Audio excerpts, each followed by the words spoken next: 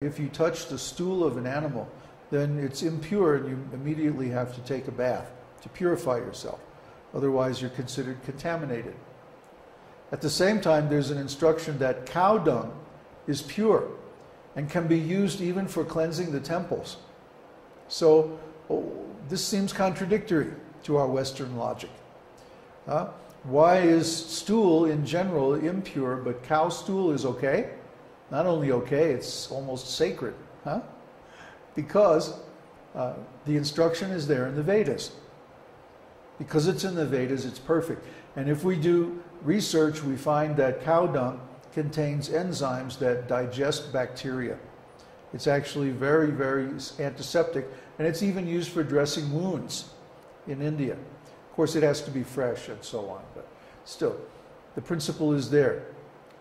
Or the bone of an animal is also considered impure. If we touch a bone, then we're not fit for worship or performing sacred tasks until we purify ourselves. However, on every altar, in every temple, you'll see a conch shell.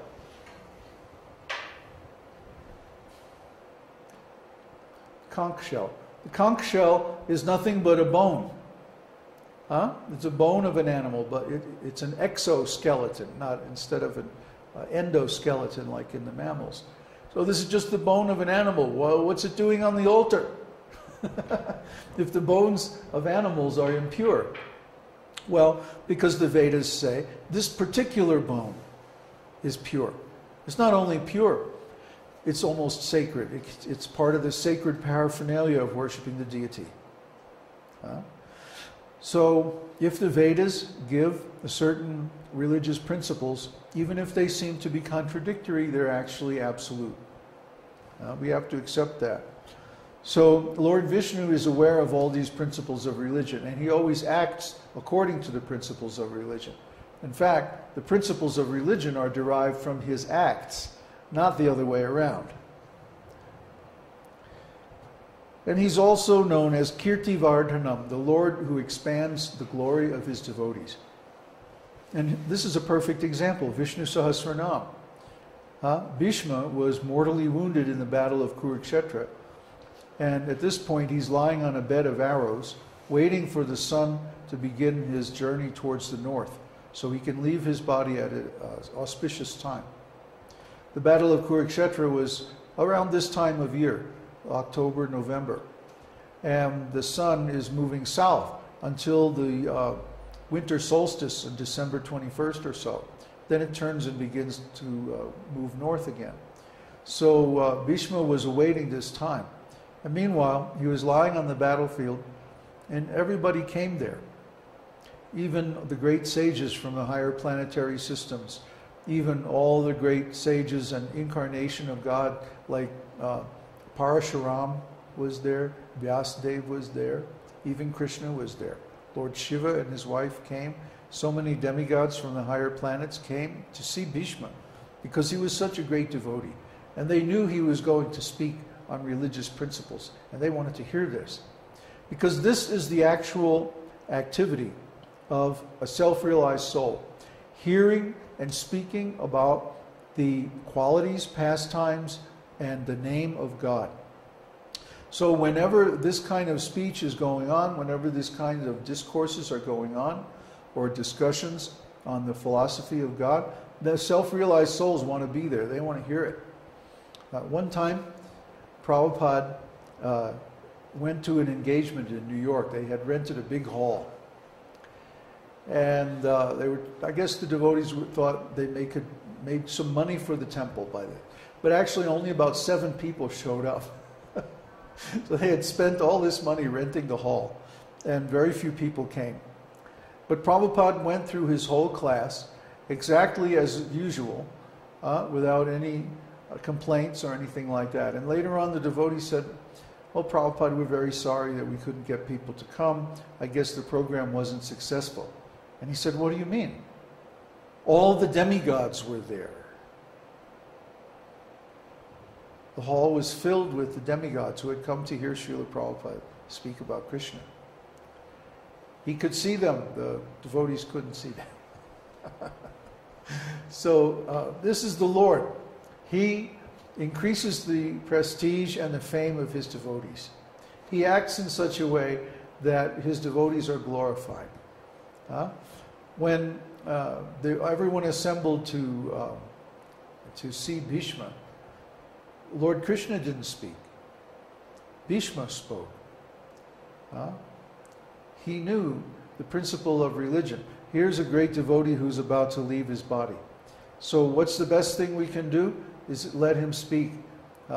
Let him exercise his divine consciousness and let's experience the result of his life full of wisdom and full of devotional activities.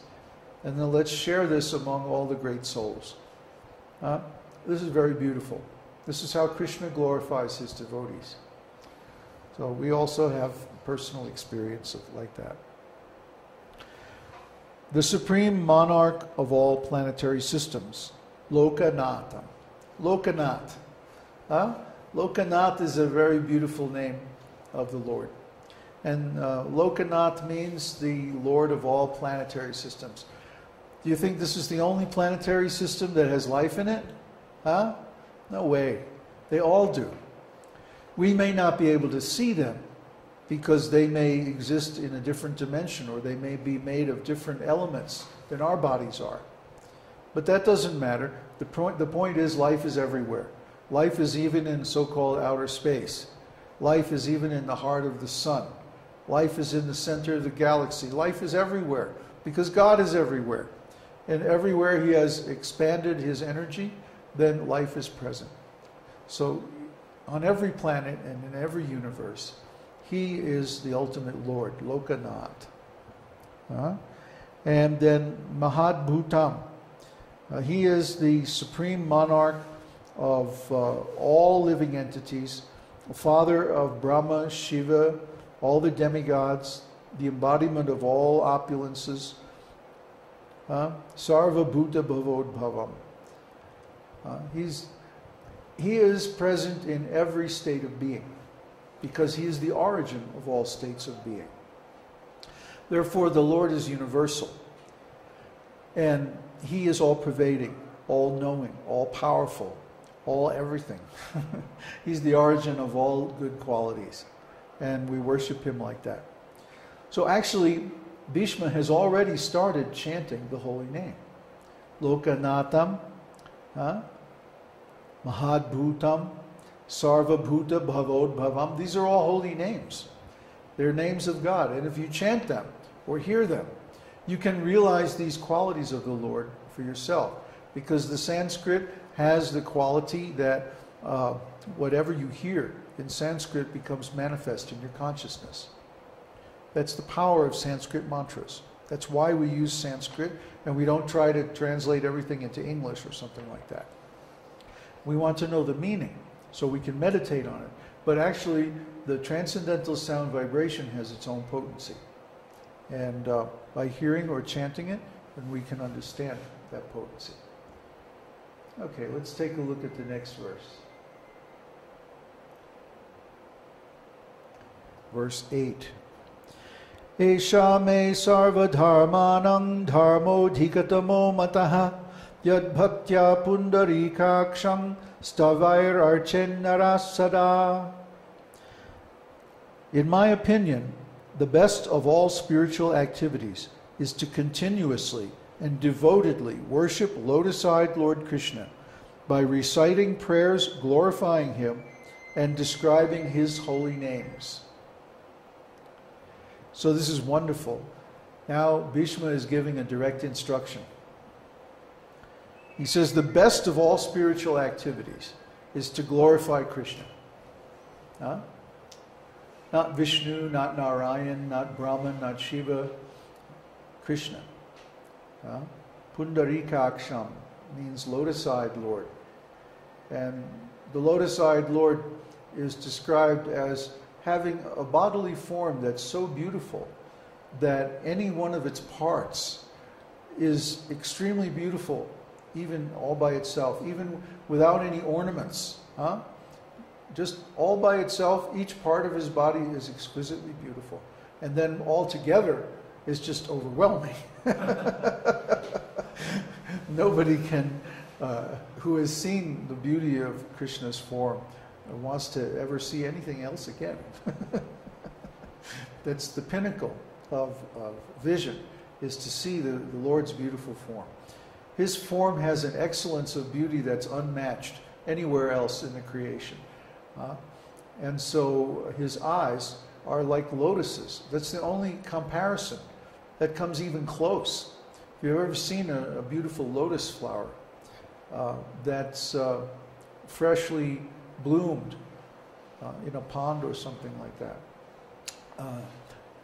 his eyes are like that. They're beautifully shaped.